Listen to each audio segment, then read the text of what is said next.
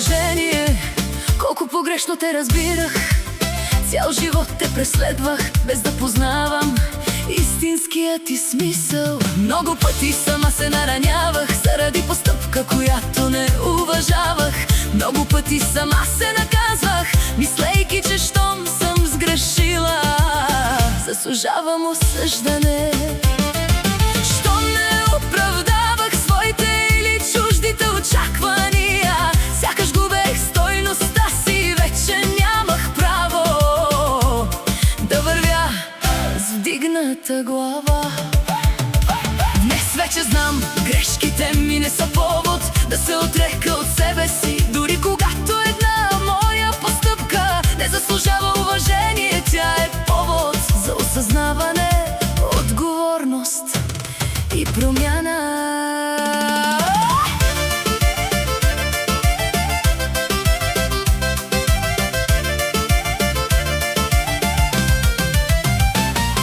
Години наред измервах себе си с това, което правех. Когато постъпвах достойно, се чувствах значима. Когато грешах, започвах да вярвам, че аз самата не струвам. Не грешките ме пречупваха, а начинът, по който ги тълкувах. Една постъпка се превръщаше в присъда над самата мен. Една слабост заличаваше всичко добро, което носех в себе си. Неусетно бях приравнила стойността на човека със стойността на неговите постъпки. Уважение, колко погрешно те разбирах, цял живот те преследвах, без да познавам истинският ти смисъл. Много пъти сама се наранявах заради постъпка, която не уважавах. Много пъти сама се наказвах, мислейки, че щом съм сгрешила, заслужавам осъждане. Щом не оправдавах своите или чуждите очаквания, сякаш губех стойността си, вече нямах право да вървя с дигната глава. Днес вече знам, грешките не са повод за обвинения, а за осъзнаване, отговорност и промяна.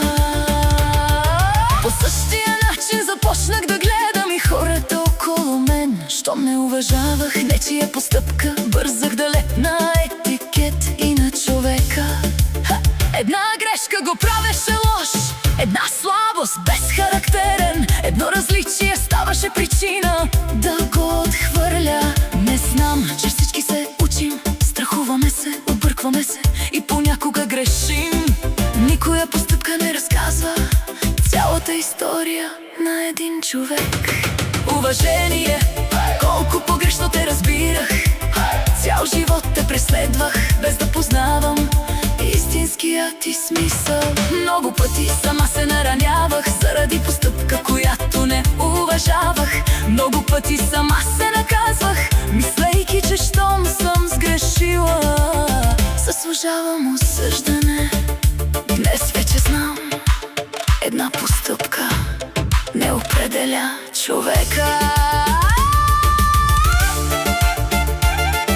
Днес най-после разграничавам човека от неговите постъпки. Уважението принадлежи към делата, то показва какво изграждаме, какво разрушаваме и каква следа оставяме след себе си. Когато греша, вече не бягам и не се оправдавам, признавам, извинявам се, поправям когато мога. Защото достоинството не да бъда безгрешна, достоинството е да имам смелостта да призная, да се уча и да продължа напред, без да превръщам една постъпка присъда към личността на човека.